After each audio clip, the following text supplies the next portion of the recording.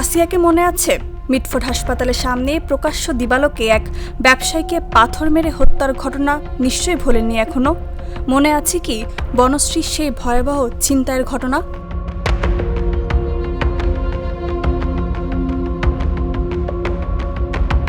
পত্রিকার পাতা, টেলিভিশনের পর্দা কিংবা ফেসবুকের ওয়ালে প্রতিদিনই নজরে আসে এরকম অসংখ্য হত্যা, ধর্ষণ, নির্যাতন কিংবা সহিংসতার খবর। সামান্য টাকা কিংবা ব্যবসায়িক দ্বন্দ্বের জেরেও মানুষের প্রাণ কেড়ে নিতে দ্বিতীয়বার ভাবছে না মানুষ। ভয় ডর কাটিয়ে কোনো এক অদৃশ্য মোহে যেন মানুষ প্রতিনিয়ত হয়ে উঠছে বেপরোয়া। কমে যাচ্ছে জীবনের মূল্য।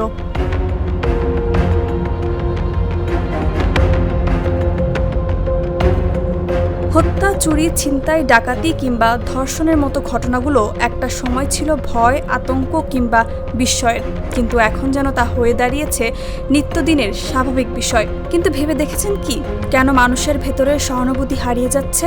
কেন হয়ে উঠছে এত হিংস্র?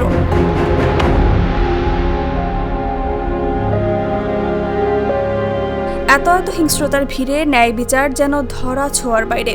একদিকে যখন অপরাধী নির্বিঘ্নে ঘুরে বেড়ায়, বুক ফুলিয়ে দম্ভে আসে, তখন নির্যাতিত মানুষটি চোখের পানি মুছে লজ্জায় মুখ লুকায়। অপমান আর অবহেলার ভারে সে যেন নিজেকেই ভাবে অপরাধী। এই নীরবতায় সমাজে ছড়িয়ে দেয় একটি ভয়ানক বার্তা: হিংস্র হওয়াই বুঝি সহজ টিকে থাকার পথ।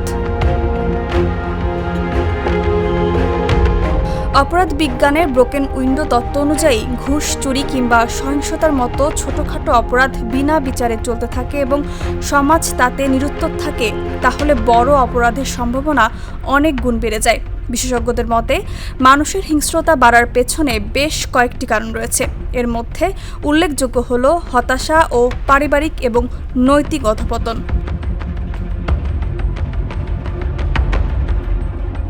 মানসিক চাপ কিংবা হতাশা, আধুনিক জীবনের প্রতিযোগিতা, আর্থিক অনিশ্চয়তা বা পারিবারিক সমস্যা মানুষকে ক্রমাগত চাপে ফেলার যথেষ্ট কারণ রয়েছে। অনেকেই সেই চাপ সামলাতে না পেরে জড়িয়ে পড়ে হিংস্রতায়। নৈতিক শিক্ষার অভাব এবং পারিবারিক বন্ধনে দুর্বলতা মানুষের মাঝে সহানুভূতি, সহনশীলতা এবং মূল্যবোধকে দুর্বল করে তুলছে। পরিবার, শিক্ষা প্রতিষ্ঠান, সমাজ সব জায়গাতেই কমে গেছে মূল্যবোধের চর্চা।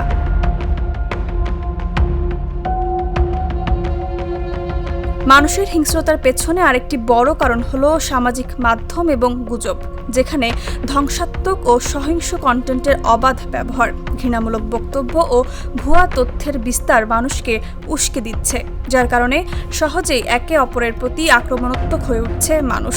কেউ যেন কাউকে এক চুল পরিমাণ ছাড় দিতেও রাজি নয়।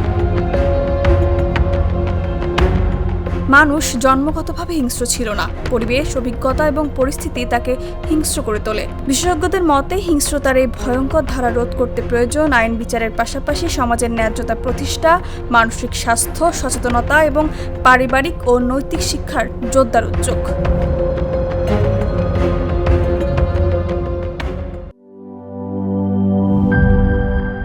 বান্ডেল থাকলে প্রতি সেনমানিতে টাকা বাঁচবে। বিকাশ সেনমানি বান্ডেল কিনে জিতুন প্রতি লেনদেনে।